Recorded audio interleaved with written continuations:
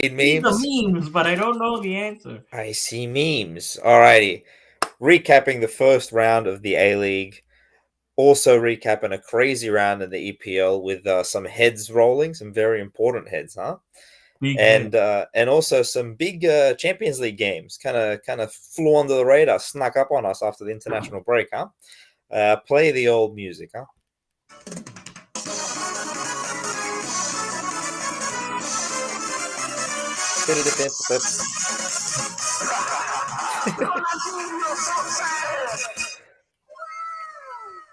Beautiful, beautiful stuff. How you doing, my friend? I am great. Feeling a lot better after Donny van der Beek sank Ollie's ship. Poetic, poetic. Five Chef's stars. kiss, chef's kiss. Five Man, stars. you couldn't have written something better. Honestly. Um, Damn, Amazon really missed the boat with not negotiating with them for an all or nothing this year instead of who they end up doing one with. This season. Yeah, is it Arsenal? Who's Yeah, getting I one believe this year? it is Arsenal. You're right. You're It's right. Yeah. Arsenal, right? Yeah. Okay. Either way, still look. Arsenal's actually having a pretty, good year. Probably won't make the best TV. Everything's We'll, going we'll well. we'll get behind the scenes looks into the fracas between Arteta and Yeah, Klopp. It's true. just going to be a bunch of mumbo jumbo. Hey, what That, are you doing? You gotta do that. oh, fuck! I actually want to hear what frantic Arteta sounds like because he's always so measured when he speaks normally. What I is know, what is right? he what does he sound like when he's getting all erratic? Alrighty, let's go. Let's get Right. into the A League really quickly. Um, Mm. Nice first start here with Melbourne City versus Brisbane. It's actually a tasty game, to be honest. We said it was two of the teams that looked, better last season. Obviously, Melbourne City being the champs and so on. But two teams that were in the top half, obviously, the whole way through the year, always performing well, relatively well. Um, was kind of keen to see if Brisbane was going to be in the same sort of mix this year. And look, a lot to take away from them from the first game. Obviously, City looked really slick, and they obviously look like the defending champs, so to speak. When you have players like Tilio coming off the bench as well, it helps. But overall, I felt like decent performance overall for Brisbane. I think they could be happy with it. Lecky, lively, I suppose. I don't know, like, what's a good Lecky game look like? I'm not really sure. Like, he's a good player, Hey, but like, what's a good looky what's a like? good Lecky? Like, I'm not like, if I was to write down, like, what are the 10 things that he gives me? I don't like, I don't know what I'm putting at the top of that Top list. 10 Lecky Top performances. 10, There's a yeah. highlight reel somewhere on YouTube. It's but either way, he did his bit. He did his bit at least. I think it's a fair first game for him. Mm. Nabut carried his form in from the international break. Not a really good look for him. I'm keen to see if Paddy commits and puts Tilio and Lecky on instead of just going with the sort of seniority pick with Mm. Nabut because it's not really I don't know. He doesn't give you what does he give you? Like I don't know. Like not He ain't sure. giving you much. He's definitely one where it's like, what's a good Nabut game look like? I Man, fucking he had one wonderful, or maybe it was two, wonderful seasons at Newcastle. Went to, I think it was China or the Middle East, cashed his check, and then came back and hasn't God been seen. bless. Nowhere near, nowhere near. He set his up. He set his family up. That's good. He Yeah, that's also reneged on Newcastle's first choice to sign him back, and then went to Perth, and then decided, nah, Perth is too far away from my family. I'll just go to Melbourne. God bless. Is he from Melbourne? Where's he from? I'm not too sure. I'd Is say he so. Like I know he's Australian, obviously, but From the East Coast, I'd assume Sydney yeah, or Melbourne yeah, if fair he's enough. moving there. Yeah, fair. Yeah, true. Because he's like it's too far from my family on the Yeah. west. Either way, uh, for for Luke Ivanovic, I thought it was a good start for him. Nice cameo, gets himself a goal. Mm. I feel like his move because and I don't know, I haven't read too much into it, but apparently the commentators were selling the thought that he'd made the move or one of the reasons behind the move to Brisbane from Sydney was to get some more playing time. Yeah, he was. Yeah, Obviously, there's a lot to fight against in Sydney with several attacking players to fight for minutes against. But what I did notice from him, he's got a lot of pace. Um, very direct player, always looks to make an impact when he's got the ball, which sometimes, is to his detriment, but a lot of the time it's just good to see that from an attacking player. You want your strikers to be selfish. I think we've said that tons of Of times. Like course. you'd rather them skew that way than the other. I Always. need him to believe he can score every foot, every shot that comes off his foot. Every foot that comes off his shot. Every shot. Exactly. Exactly. But yeah, I think nice little season opener. Good game. Happy that the A League's back, huh? Yes, great to be back. But also, a quick fact that I found on my trusty phone: Luke Ivanovic is a local. Actually, grew up in Picton, played for Bonnyrigg White Eagles. Nice. Fuck. Yeah, another local Alrighty. star. Well done. Yeah. Fuck. That's nice pull there. I looked up his Wikipedia earlier just to get his age, but I didn't look at anything else. Yeah, no, because I thought he was. I'm drawing a blank on the promising striker. Sydney had a couple of years ago. Though for the life of me, I cannot remember his name. But he had 2 ACL injuries and had his career cut short. Unfortunately, I think he's now in the training. It's somewhere in the backroom staff, helping him out. So I thought it might have been the same kid. But he's a young kid. He's local. He's had plenty of youth experience, and good on him for stepping out of a comfort zone and testing himself in a new environment, and betting on himself, and betting on himself. Exactly. Yeah, good to see.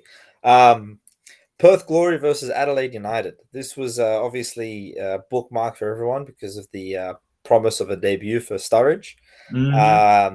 His haircut very much ready, nice and fresh, ready to go. Body not as much so, apparently. Only about 7. No, I feel like that's wrong. For some reason I've got him coming in the 83rd minute, but I didn't actually verify this. But I think he was definitely post 70. Yeah, definitely. Probably had maybe the only run he did was probably from the byline into the field. That's about it. Yeah. His heat map was probably not too dense. No. Not a lot of coverage on that. But look, either way, he came on there, drew a crowd at least, packed the stadium. Full house, packed. You know what that does show you though, that if there's some sort of hype or anything around it, people will come to football. Like 100%. Like it's Daniel Sturridge. Like I get it. He's it's a relatively big name, but like even if he plays superb, like how good can he really play? Like he's not gonna be doing. He's not gonna go out there and be dribbling people and setting up crazy shit. Like he's gonna get some poachers goals, running behind here or there, maybe pop one from long. The thing is, mate, if you can do it as half as good as Del Piero did at age 36 or whatever it was, that's a success. We haven't had that much. I feel like Del Piero, the players that are like the Del Piero types always have much more chance of succeeding in their later age in a lesser league. Yeah, because their IQ doesn't leave them. Like Iniesta in Japan, even here, like Diamanti, Del Piero, Juninho, like there's plenty of examples. And how many times do we get like some sort of veteran strikers on the way out? Usain Bolt. Yeah, and they oh my god, actual football players come here in the twilight of their career.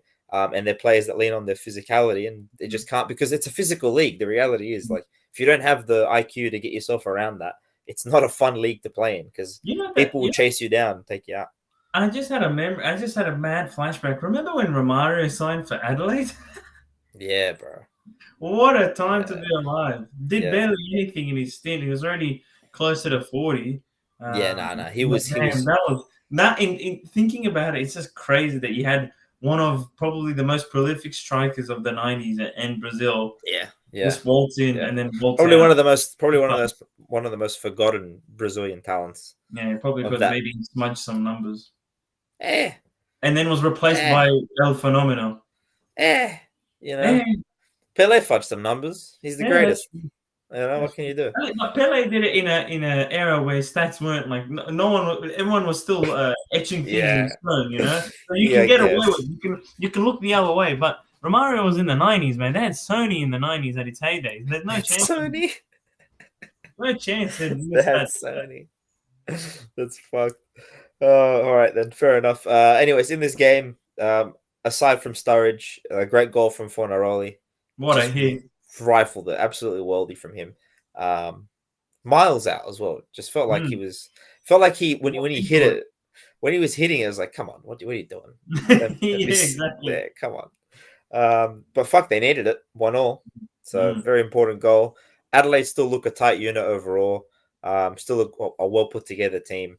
I hope to see them, keep that same momentum that they built last season, in and around the top four for most of the way through the year. I think they were like seven. They were like second or third for like the first, half or Yeah, three they had a quarters hot of the year. start. Yeah. Yeah, yeah. Um, Always like just a bit more competition at the top, huh? Mm-hmm. And then we had the derby, the Sydney The, derby, the sleeper. the sleeper, the ball or draw. Mm. I reckon pretty lucky for the Wanderers to get out of there with 1 point. I Yeah, reckon. thanks to I'm gonna butcher his name, Mejias or Mejas, the Bruh. keeper. I Wait, think how, it's how do you, how do Mejias. you spell it? How do you spell it? I believe it's Mejias. I might be getting it Oh, wrong. Mejias. Mejias. Yeah, Mejias. Mejias. Yeah. But I can't remember Just the I yeah. can't remember the name, the spelling. That's why That's all right. I'm lost Good for words. enough. Yeah. Good enough. Mejias. Yeah, you know who we're talking about. He did well. Great saves. Great saves. Point blank, both of them really Yeah. clutch saves. And we were there live. We felt them. We Yeah, we experienced. felt them. We We experienced them. That's smelt right. them. Yeah, yeah. Didn't have the courage to go live or do anything like that, to be honest. Especially after the way the first half ended, I was like, yes, Nope. it's Nope. probably not going to be one We were to. just cursing out Ibini and Picard for most of the game.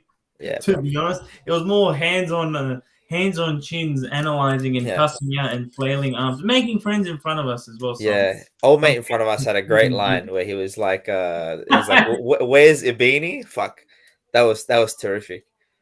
That's what you Yes, say. Where's Ibini? And I was like, yeah, it's right. He's very anonymous out Ibini. there. He loved it. He was great. It was all about him, bro. It was so good. Dude, fuck! There's something about seeing an old Cobra at a football game. No, with They're in their their wives they're as in they're in well. their element, That Mm. that bloke, the last derby we went to, that Oh pulled yeah, out when they hit 90 minutes, and he pulled out his fucking phone and started timing yeah. the Because added the time. fucking screen just stops at 90. And like Yeah, but the fuck, blokes behind us, it's like this brand new stadium. We still don't have fucking clocks 90 to plus, it just goes to 90. tell you how long added time is. Fuck, terrific stuff. Love to see it. Um, Sydney looked great in moments. Hmm. They put some good stuff together. I'll be honest. I think the without Reese and Kutrumbus. Did you notice that his name was Kutrumbus I saw it or was something Trumbis? long, and I couldn't read it in time because it was so long. Every time even when they He were gave up. reading on air, and I was like, dude, that's a long name. I can't get That's a that. long name. We I gotta can't get catch it. we got to get a nickname for him. Um, Special but K. I think look, they did very well for a centre back partnership that's just starting out. And Mm-hmm. I think Very them and old mate Mejias, good. without that, easy 2 goals at the least. Especially Um, from Reese as well. He's made a yeah, lot of yeah, I stopped a guess lot of shot stopping blocks where he stopped the yeah. assist to get the person Yeah, on wasn't goal. wasn't wasn't just the blocks. It was like key interceptions as well. Mm, For he stopped several counter attacks. For a dude his size, always when I see a center back, that staunch and large, I'm always going to worry about how they can deal with breaks because it's kind of hard to move a body that much laterally.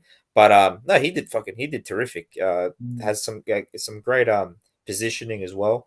mhm, Um, it's just whenever you see a new center back partnership being put out there in sort of like a high profile game like this, you always get worried. It's hard to develop an mhm, understanding quick enough. mhm, Have to call out on Sydney FC side of things. I felt like Cáceres was really distributing play. mhm, I feel like last season he struggled to sort of get into that role.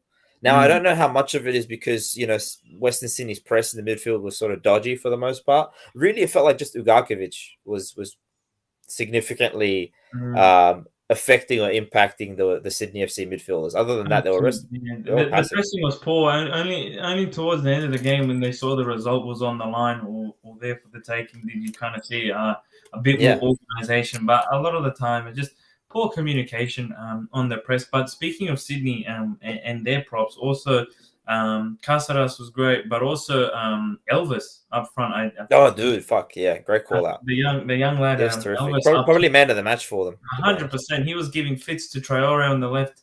Yep. On the left hand side, really winning, doing the extra little plays to keep the ball alive, create some extra chances. He was rapid on counters and always looking to receive a pass and take someone on, which is always good to see.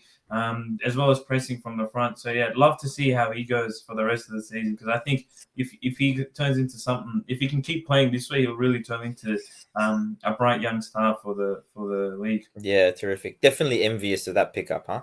Would Mm-hmm. definitely have liked him out west. That would have been great. Who is out west though? Is Rodwell, who I think offered significantly more than Well, yeah, Antonis.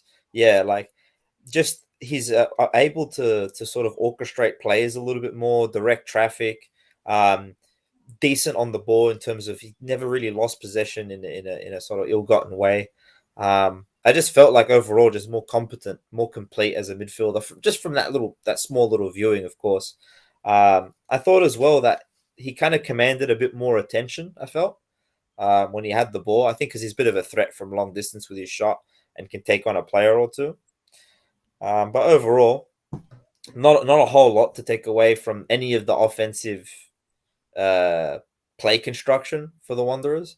Like, didn't really see anything set up nicely. Not a whole lot of chance creation.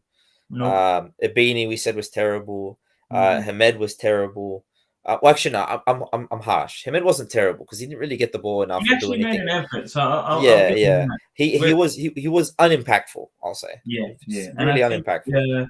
And Nazarene, Petratos was also bad. yeah, Nazarene was also, it's hard for a lot 6 new players to gel Of on their course, first yeah. No, game. you're right. But again, I think effort goes a long way in demonstrating ability, because I think if you like, at least with Hamed and Nazarene, you saw that Yeah, they were trying at least. Nazarene was yeah, holding on to the ball a little bit too yeah, long, but he was tracking back. He stayed high and wide as probably he was instructed. Rodwell as well. He did have a short cameo, but you can see him trying to urge the lads and get them yeah, to push to the end. And he had a chance himself towards the end. That would have been an absolute stunner to take the lead late on. But yeah, no, I think with the likes of Ibini, I'm also mixed on Traore. I thought he was good in attack, but if he lost the ball, he was just slow to get back. Didn't have any intensity to get yeah, back in. Again, Petrados wasn't really, just looked really behind the eight, but looks like he hadn't had a preseason in him at all. yeah, yeah. Did we Slow do to we when did he arrive? Like, has he been in the camp as long as everyone else has? Because Not too sure. It doesn't it look like. felt, yeah, it doesn't look like it at all. Like he was really off in terms. I mean, I was surprised he lasted as long as he did. In the game. Actually, I'm surprised a lot of players did because he made Ibini subs really lasted late. 87 minutes. I remember turning Ridiculous. to you when he got subbed out. I said 87 minutes of Ibini is too much, Ibini. Yeah, come on, bro. Come on, it's especially with that performance. I mean, he's been pushed in, like he's not good in that role overall as a winger or a left mid or whatever the fuck he was playing. He's not good in that role even at his best. So that's Mm, fair enough there. But it's just like the lack of effort, poor positioning. I don't know. He's such a big lad, but he just never puts his body on anyone and holds the ball up like just ever. not in the right space to Ever. receive the Like ball. like like like Mitchell Duke, right? He's not particularly good with the ball at his feet. But what you notice about him is that when you lob the ball up to him or you get the ball to him and he's got his back to a defender, you notice that he's a large guy. He uses that well. So the advantages that he brings into the game actually kind of come to fruition. You're able to exploit them, right? For the greater good of the team. Whereas I feel Mm-hmm. like with Abini, like the things he gives you are like the sort of extra bits you'd hope to get as a bonus rather than what you'd expect out of someone his size with his athletic capabilities and his touch, right? He gives you none of that, and he almost tries to give you like some sort of false nine center forward type thing where it's not really his game, I feel like. So like I don't really know, like I've said this before to you, he plays with his hands in his pockets almost, Mm. you know, like he just never really gets going. um, yeah, a bit frustrating overall. I'm kind of keen to see them. They're going to do a lot of mixing up with the attack. I think that's where there's room for experimentation. I think in the midfield might be as simple as just give Rodwell, like when Rodwell starts to gel a bit more and get a bit more minutes. I think him alongside Ugarkovic gives a bit more balance than Antonis gave. Mm. It's just sort of finding what do you sort of put around that so that, when we win the ball back, we've got something. We're not toothless. 100%. I think I guess on a final note, it just the passing of the ball. No one's making a good we were laughing at it during the game. There was just a lot of passes back to the center backs to Oh, Reece yeah. and Yep. Special K going back and forth and back, like a lot of lateral passing without anything being created, which is frustrating because all it takes is one slip up, as we saw in the Yeah. in one of the chances.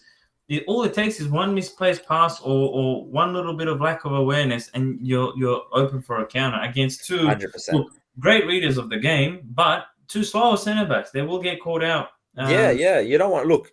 You Of don't. Cam Serba up top. Yeah, look. You don't want to constantly manipulate the ball around your own box in your own third.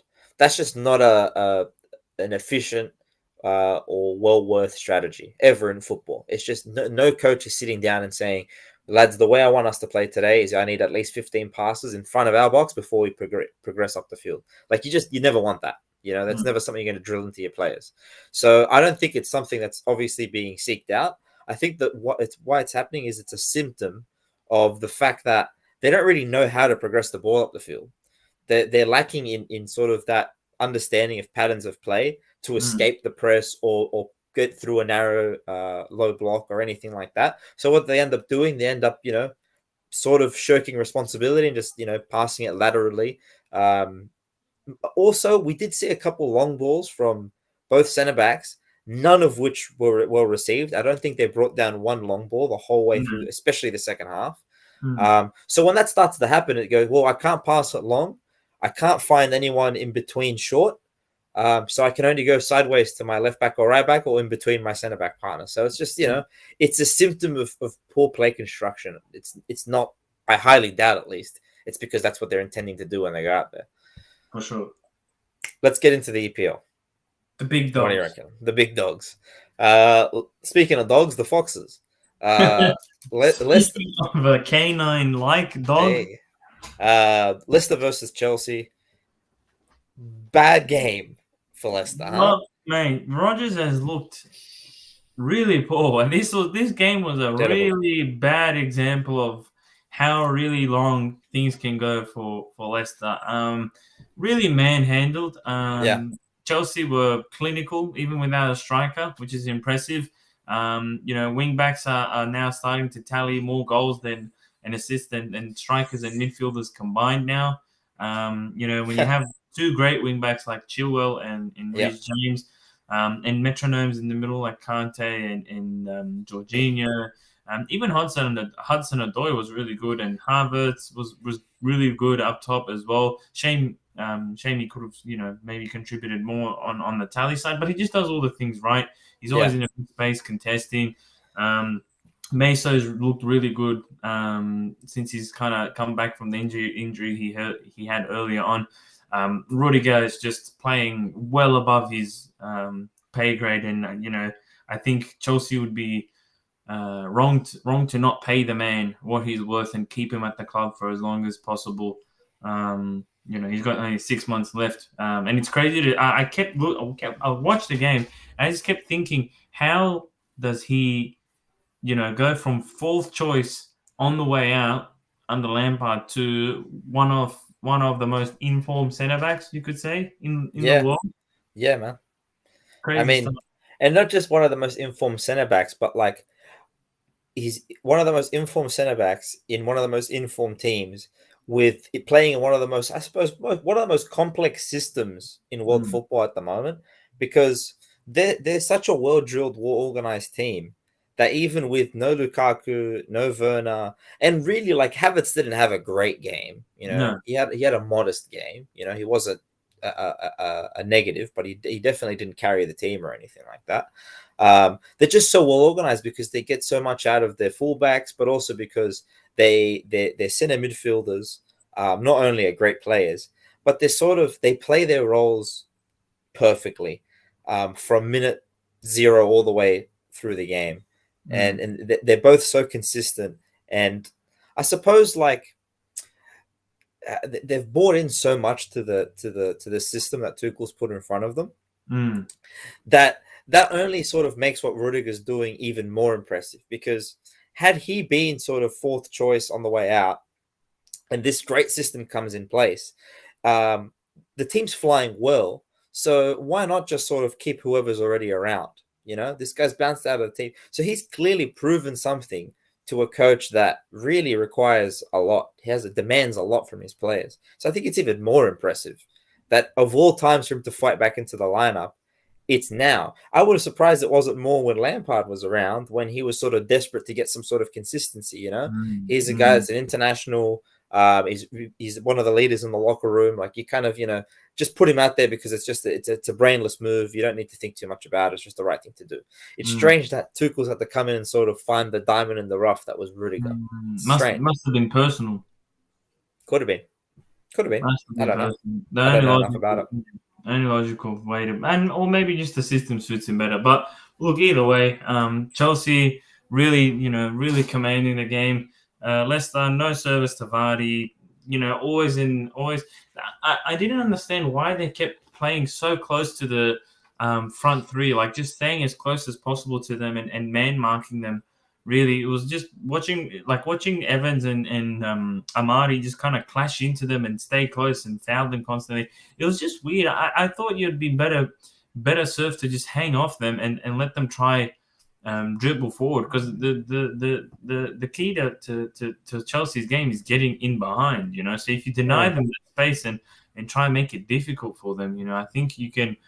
Especially with a team of Leicester's form and quality, you'd think packing the box a little bit and making it a bit more difficult to go through the middle would have been the move. Not staying up high and close to everyone. But I mean, I'm not a professional coach. I just make a podcast every now and then. He's man. I just think that old Brendan Rodgers is in a bit of a spiral at the moment. I think that's what it is, because I feel like if this game was played 10 months ago, I think there'd be no question that they'd come in trying to play a low block and counter attack. But them going out there and trying to play this way, I feel like he's mixing it up because he's feeling a little lost. He's feeling as if results are slipping away from him and he needs to make a change.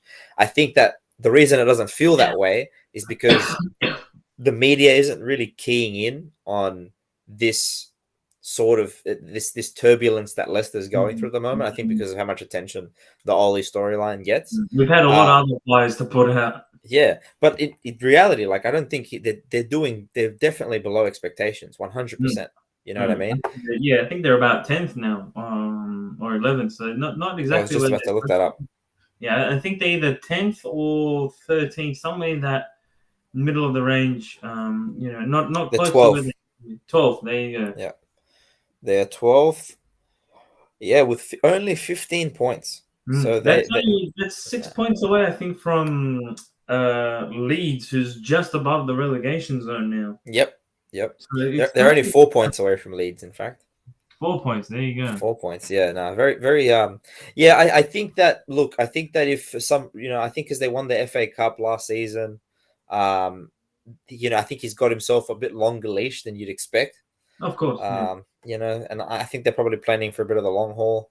Now that there's also rumors coming up that he might take the Manchester United gig, like, it's, I don't know, very, very strange times very interesting and strange times for Leicester. And I just feel like old Brendan Rodgers is having a bit of a crisis at the moment, a quiet crisis, I'd put it that way.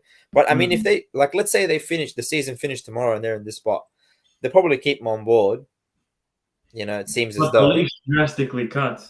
Yeah, right. So then next season, 10 games in, do you think they're in a much different position than where they are now? No, probably not. It doesn't look if they keep playing like this. Yeah, no. I don't think it doesn't look like there's any glimmer of hope, really, at this stage. And I'd have to look at their fixtures and see what that's looked like. If it's been a difficult run, or if they've just had a couple of games back to back. I think that the more. The scary, because I feel like if they were at this point in the season but the performances were different, we wouldn't feel this way. They've been really bad. I mean, how many? I think they've conceded like the most or second most goals from set pieces. Yeah, like they're so poor. If you're going to concede one goal a game from a set piece, like, you're always going to start on the back foot. They're not really finding goals this season. Vardy's been obviously there's no service at all really to him, but Vardy's the kind of striker, and he's aging into the more so into the kind of striker that obviously will need more and more done for him.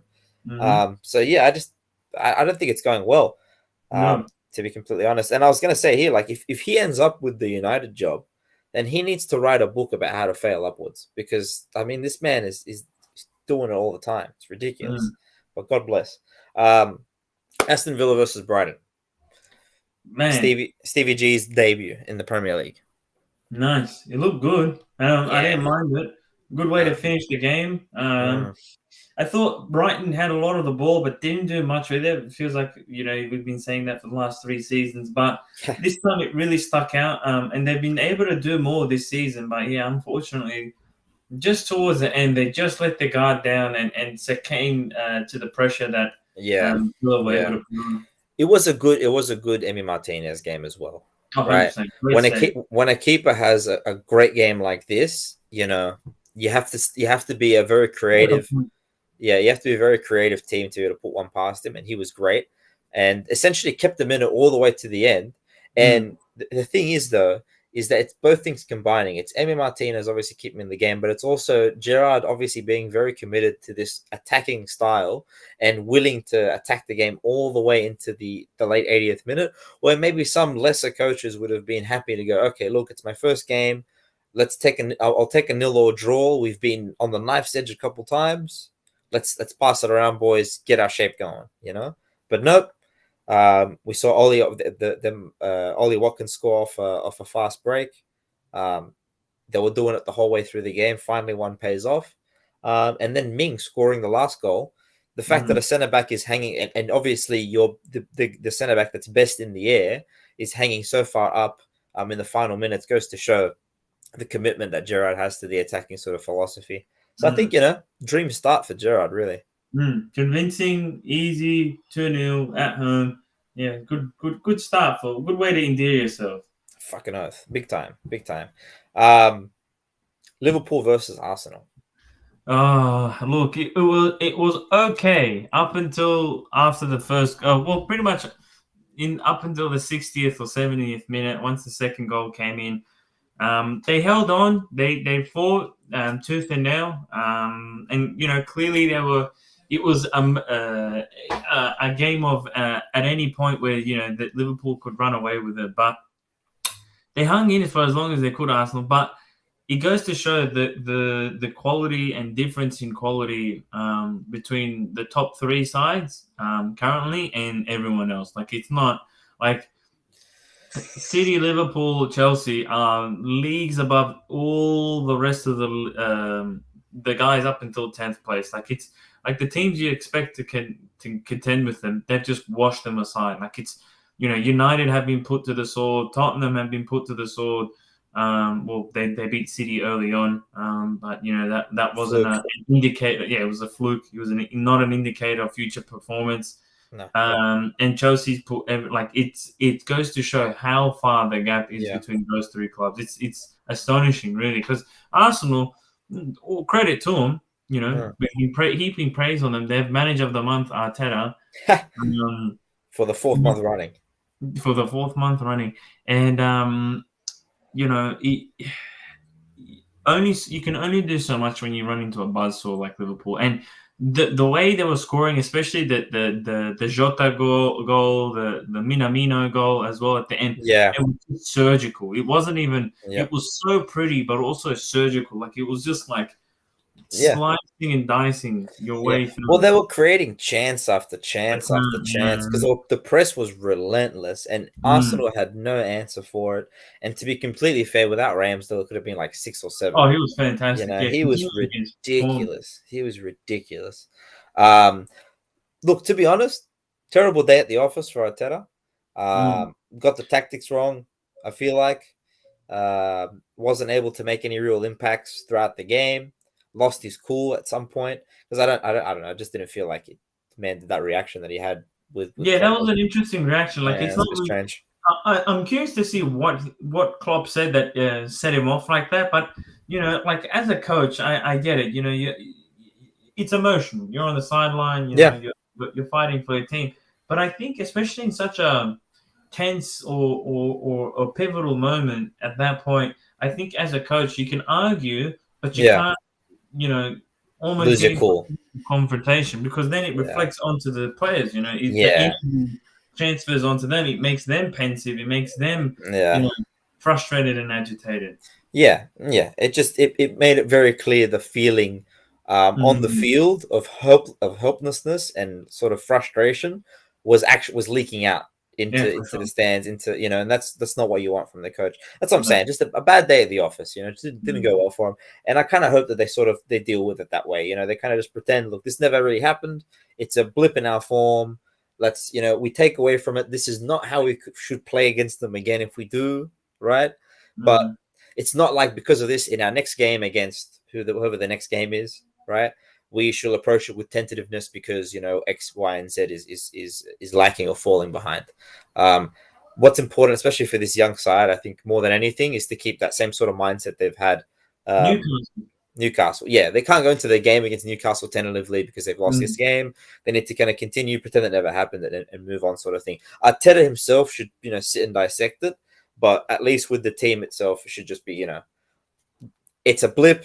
We Let's weren't move gonna along. win anyway. We needed a miracle. We weren't there on the day. We Yeah, didn't put ourselves in a winning position. Let's cop it on the chin, move yeah, forward. We got to beat a team. We have to beat a team. We can't let this carry into a game against a team where they haven't won a game all season. It's 12 games yes, in, and yes, they're yes, rooted to the bottom. yeah. No wins, 6 draws, 6 losses. New coach. The coach even poor Eddie Howe couldn't even start his first game in the dugout, tested Yeah, true. for COVID. So, everything looks ripe for the picking for Arsenal there. But, football works in funny ways.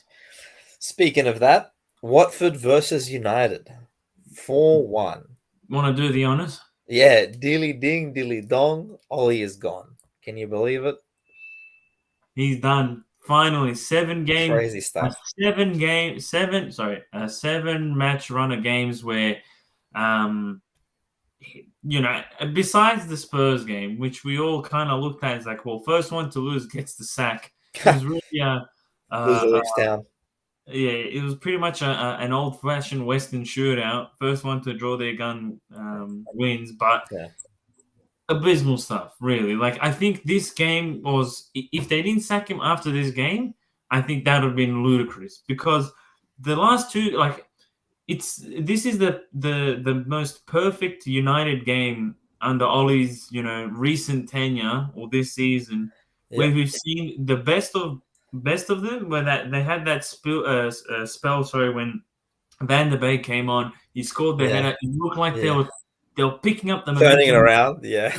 He was turning around, and then old Slabhead, one knuckle move on a yellow, tries to dribble around cleverly, makes him look like a Bro, Iniesta in his heyday with the what press, a. Oh, and then he does a scissor challenge and takes him oh out. man. He just completely takes away all momentum, and then He's your what's captain. it's your captain, but He's your also, captain, bro. regardless of the captaincy Come and on, all man. that, the fact that the team capitulated in the last 5 minutes of the game, or whatever it was, 7 minutes, you can, as a team of superstars, internationally capped players that have played on the biggest stages of football, you cannot let that happen. That is the last thing you want. I'd rather get a red card, get a penalty, get something else. Might as well throw everything away. Just don't concede the last 2 goals.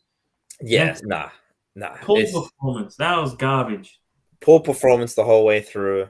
The fact that old Donny Van de Beek scores the last goal for all his tenure for United is just Surely he had to chuckle himself, it's right? just Surely that he just yeah, heard the news and 100%. just went, hmm, Yeah, had to have a little scoff at that one. surely.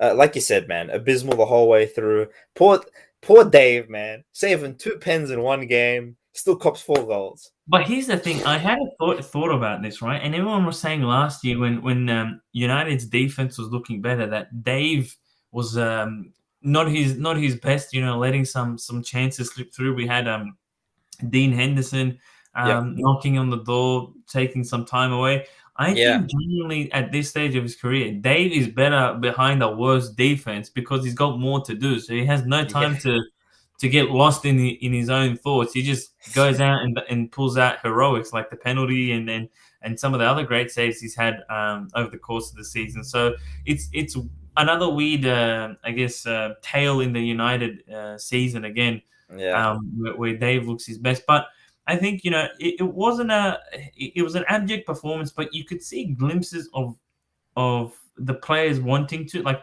Bruno, and I thought this is probably one of Sancho's better games. Just for the fact that he was taking on players on his side. He set up the cross, which I thought was fantastic, over to Ronaldo. yeah. Who would have thought crossing to Ronaldo does, Yeah, it's useful. yeah. I Come on. thought I thought he did really well. Like something about him just caught my eye. His performance was really well. But obviously after that red card, I mean, that's where it kind of fell off for everyone.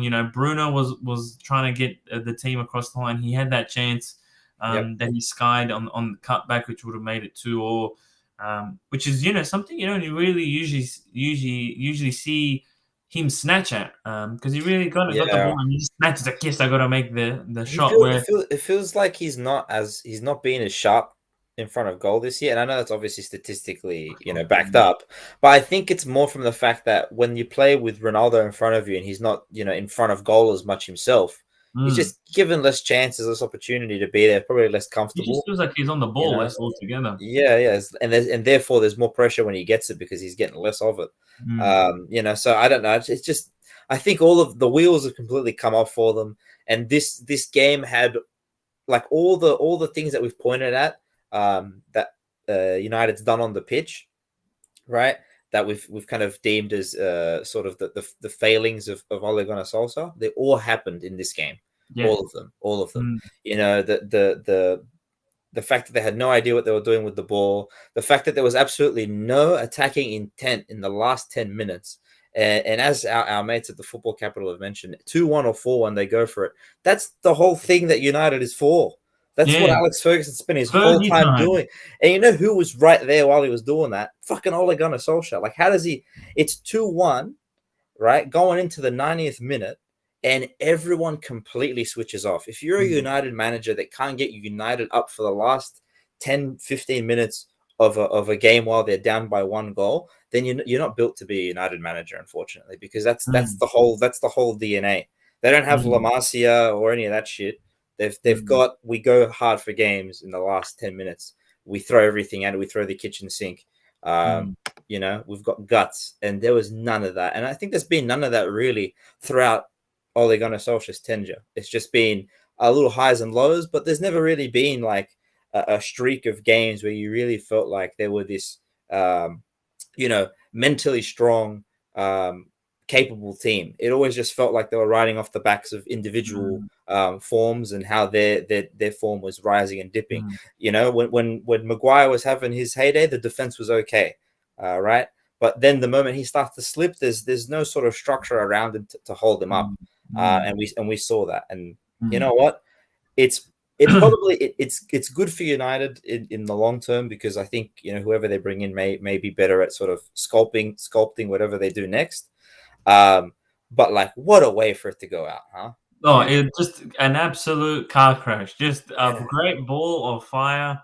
And what a team and what a manager to do it as well, Ranieri, just for the Yeah, added comedic yeah, effect. But here's a big question, right? yeah. Who do you think is the next man in line, or who would you pick to Oh, it's to Poch. I think it's gonna be Poch. you reckon it's Poch? Yeah, I think it's All Poch. the rumors to me that they've kind of come out of the blue, but you can kind of smell that throughout the Yeah, whole season at PSG. It's just something that doesn't quite click, and maybe we're reading too much between the doesn't click. lines with the Messi and the Mbappe stuff and Neymar, and just because the Yeah, spotlight is there, I got one for you. they're gone. He hasn't moved out of the hotel. There you go. Hey, His why family's still in England. still living out of a hotel because he It's doesn't want to. Paris, He man. knows, Like, you know what? But I come think he on. knows If that you're he gonna, could get sacked at any time. yeah, that's fair. But like, if you're gonna buy a property because you're living there, like it's Paris, like I'm sure that's okay. It's You could probably rent. gonna, You could rent. you can rent it out. Yeah, anything. Yeah, but I'm saying, like, it's setting up a housing situation in Paris. It's not something you'd probably shy away from, even if you sort of wanted to do it. So the fact Mm, that he's still in the hotel, um, he had like those big meetings with Alex Ferguson as well, like maybe teeing him up to be the next Man United manager, and that never really panned out. So I feel like there's definitely on Poch's side he wants to go, otherwise all these rumors wouldn't happen. It feels like he's personally calling the media and asking and telling them to stimulate this rumor. Yeah. And I feel like from United side of things, it's the kind of coach where it's probably worth digging yourself a nice financial hole to get him over. I think he's someone who you really really can bet on. What do you reckon?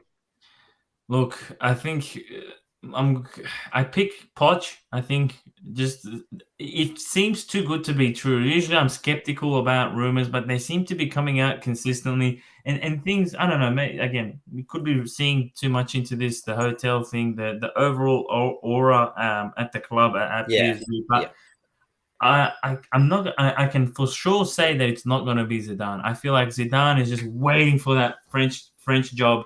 He's waiting for the national team. He's tired of these club gigs. He wants to go back to. I think he wants to do the national team gig.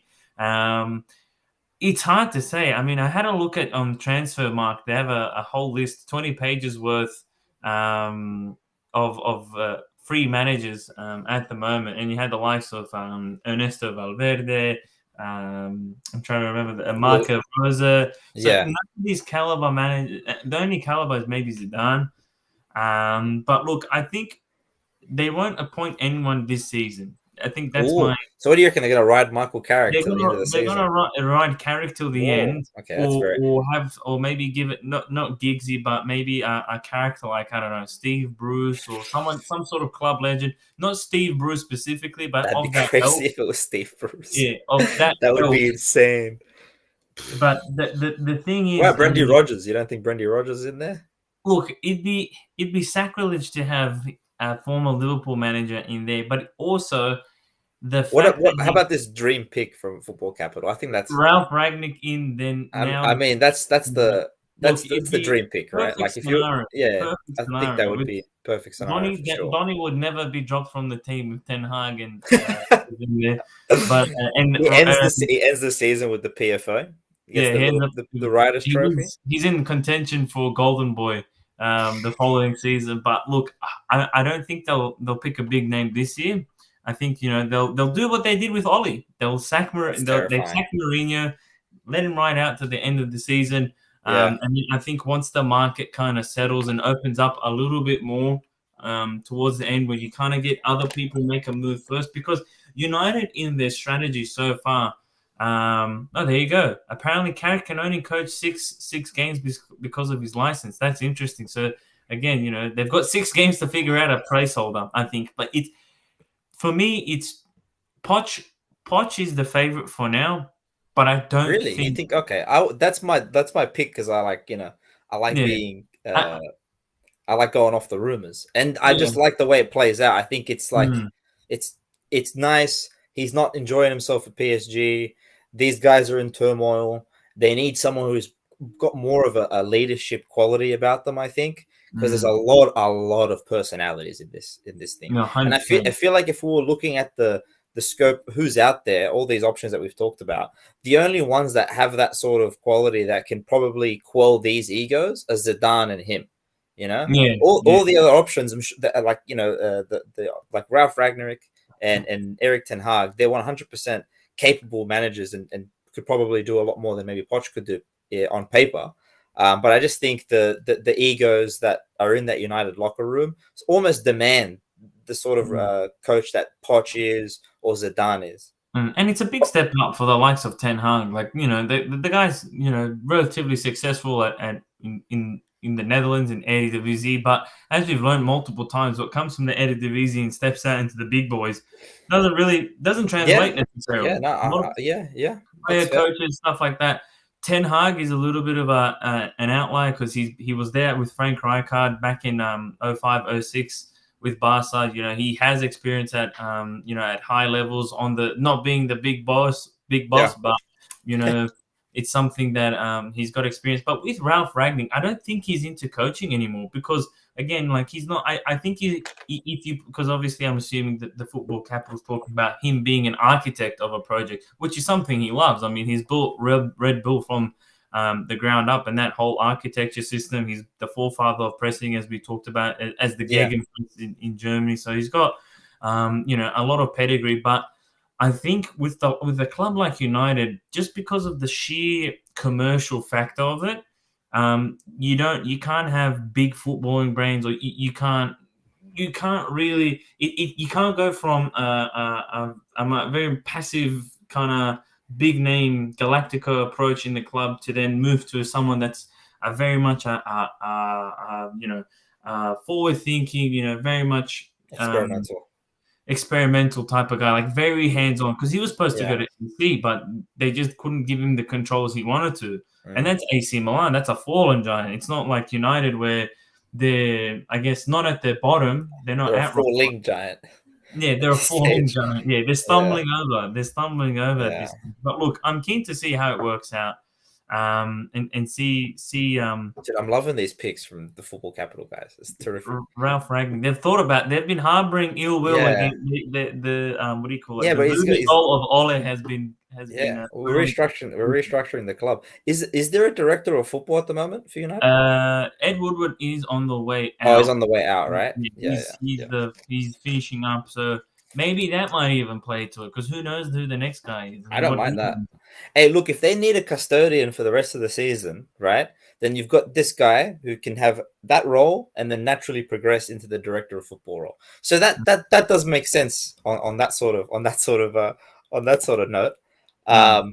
But look, we don't really know, and I'll be honest with you. I think it's probably going to be Brendan Rodgers because fuck it, like Subvert everyone. come on, just the fact that his name's even popping up is just whatever.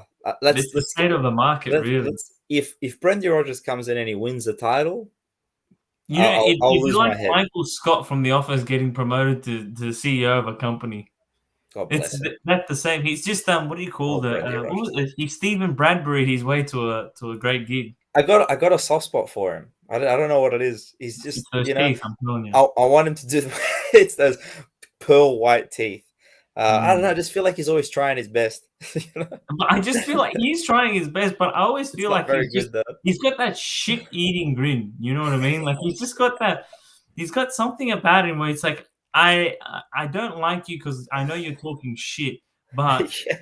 it's endearing because you're trying your best, and it's not like it's not for like you're not doing it out of spite. It's just because you think that's the way I the think world. he's just incompetent and he's overcompensating. That's it. Yeah, I think it all every time Brendan Rodgers comes up nowadays, I just can't stop thinking about that story when he was at Celtic and the Rangers fan allegedly came up to him in a tunnel or to his car, and he's like, Yeah. "You're shooting Scottish football." Like, no chance, no chance would anyone say that in their right mind. God No one, bless no him. Rangers or Celtic fan. They hate each other. That's Almost such a that's straight out of fucking. That's what's his name. That's the Steve Carell guy from The Office. What the fuck is Steve 100%. Carell's character in The Office called? I've just completely forgot it. I just say his name? Yeah, you did. Mike Scott? Michael Scott Scott. Mike Michael Scott Scott. Yeah. Scott Michael. Fuck, let's get to the fucking Champions League. We're fucking losing our heads. Ollie's gone, man. Ollie's gone. I'm sad. Ollie's gone. Carrick's sad, there. bro. Yeah, the memes are gone. Bro, if they get a big name in, and this is something, if the football capital guys are still on, it's a good question for them as well. Is this one of the most stellar casts of coaches that we've had in Premier League or in one league in history? Because like the names the list of names is ridiculous. Klopp, Pep, Conte, Tommy Tuchel, like it's ridiculous. And if they bring in, a Zidane or a fucking Poch or something like that, it's just the list is getting huge. Look at this. Oh, Brendan. It's don't. I'm telling you, man. Try not to swim against the current because Brendan Rodgers is coming. Mate, the Rodgers River is running. Bro, he's right. He's bottled it practically every time. So you know what? You just need some better players. He's got to pay out soon. That's how I see it. He's got to pay out soon. He's gotten close several times, not done it. Maybe he just needs one more shot. That's Maybe he's just one slap away from a feature, man. One slap away from a feature. Old Brendan Rodgers. Give me some new veneers. All right. UCL. Fuck. Let's get back on track here. Villarreal versus Man United. Carrick takes the reins. Yeah. You know, tough game to kickstart your managerial career. Villarreal, Yeah. Very Emery, pragmatic team. Yeah. Fuck. yeah, Awful. Mr. Good evening himself. You know, can he give a good evening to United? Tough to see. It's hard game to call. You know, how do you plan against a guy like as pragmatic as Emery can be? How do Mm. you plan against a guy that's never coached before? How do you know? How do you plan for that? So interesting Yeah. to see what Carrick does. Interesting to see how the players react as well. You know, can are we going to see someone shine bright like a diamond in Ollie's absence now that he's gone and that shadow isn't cast anymore over the club. So look, it's an important game. It'll definitely help set them up for their last games in December. I guess to settle the group stage. So yeah, definitely keen to watch that one and see how that goes. Another one again, similar, I guess, similar predicament as Villarreal is Benfica. You know, they beat Barca 3-1 at home. Xavi's first Champions League game, he started well Yeah. in the Barcelona derby against Espanyol. Took Mm. the game 1-0. Good start. But again, pivotal to deciding who's going to finish where in the last round of the group stage, because Benfica, you've got Barca versus Benfica, and then Bayern have Kiev, and then on the last day, Barca have Bayern and Barcelona at Benfica. Sorry, play Kiev. So you can look at Bayern and say, look, they lost against Augsburg, and they've had the weird non-vaccination COVID stuff going on there, kind of playing mind games with them over there. But they've got the group in the bag as well, which is another thing. We don't want to assume that they're gonna throw their game, but obviously you're not gonna line up your best team if you've already qualified clearly. So Yeah. Yeah. it's interesting to see what dynamic is going to happen in the game. I still think even a B side or a B tier Bayern team kind of beats Barca, or at Oh least yeah. Yeah. won't Well, make it a rollover for him. well, we don't know for sure. Like, this is the thing, right? Is that there's enough time between now and that game for Xavi to figure out enough to at least get him competent to the point where it's still a game against Bayern's B team. You Mm, know, that's the mm, feeling at the moment. That's how it feels after the game against Espanyol. They're like, okay, mhm, the quality of player we've got is just not at the caliber, because you could mhm, tell by the fact that he had to debut so many youth players, right? So the player that he's got is not really who he would like at this point in time.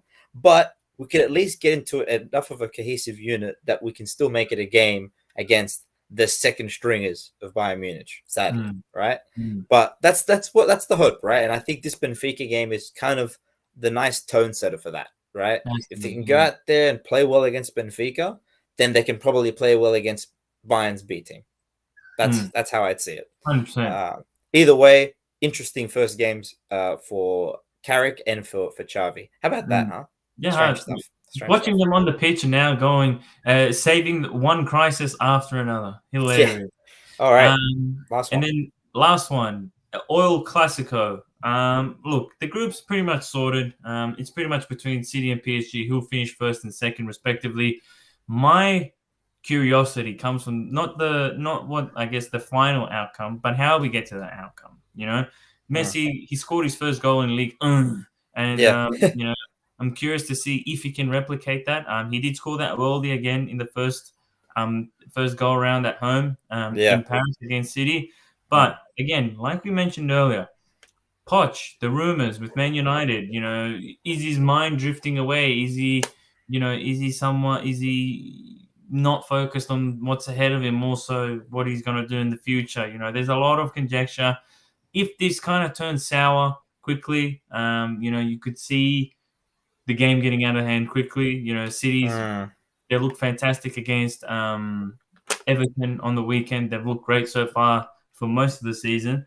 You can't let them smell blood. They're gonna kill you straight away with the possession, and one simple mistake can lead to easy Yeah, tapping for anyone on the team. And with City as well, KDB is out. With COVID. He's going to miss the next 10 days. So that's 3 games he's missing, from what I saw. So Everton, PSG, and then one more this weekend.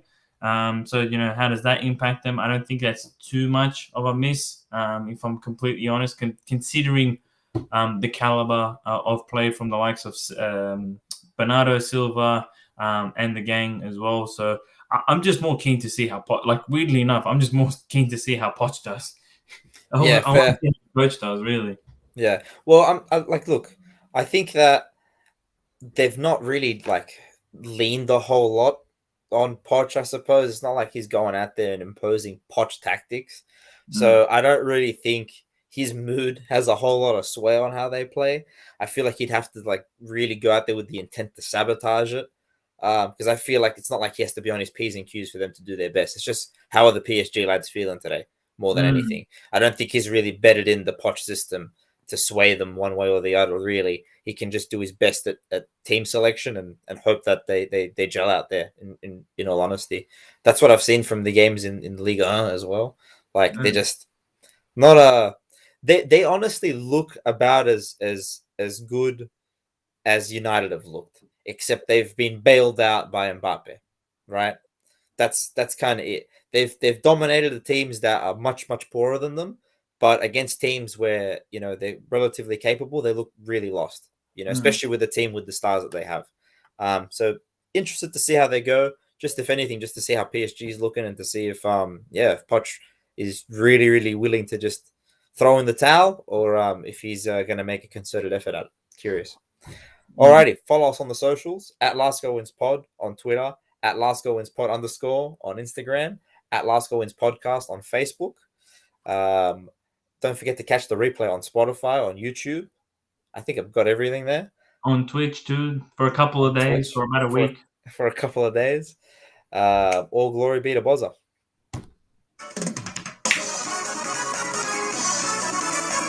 Goodbye.